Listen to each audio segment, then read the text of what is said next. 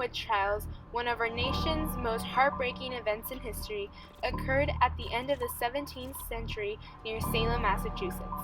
The town of Salem was a Puritan community who followed a strong moral code and a strict set of rules governing their daily life.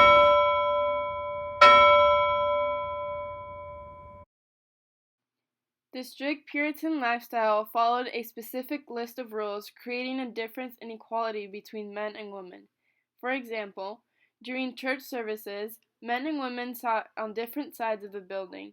Puritan beliefs were just as strict as their lifestyle. They believed in both God and the devil, that the devil possessed the weakest of people to carry out his work.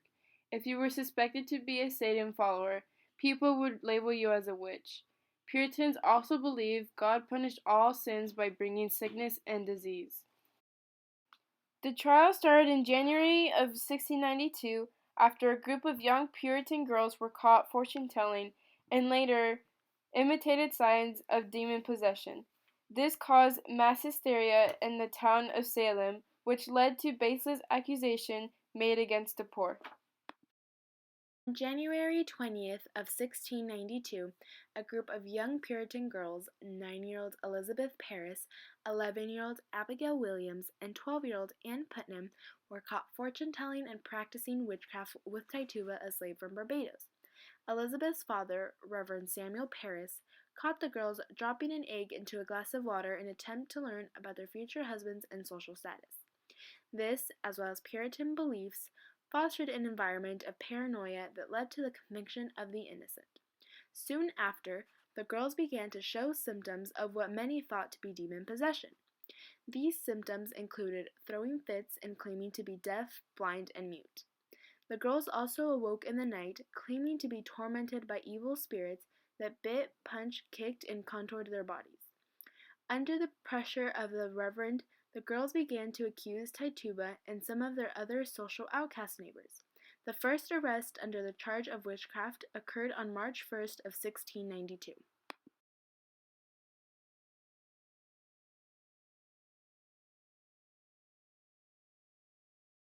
There were countless tests that existed in order to prove whether a person accused was a witch or not. Here are a few examples. Inspired tests.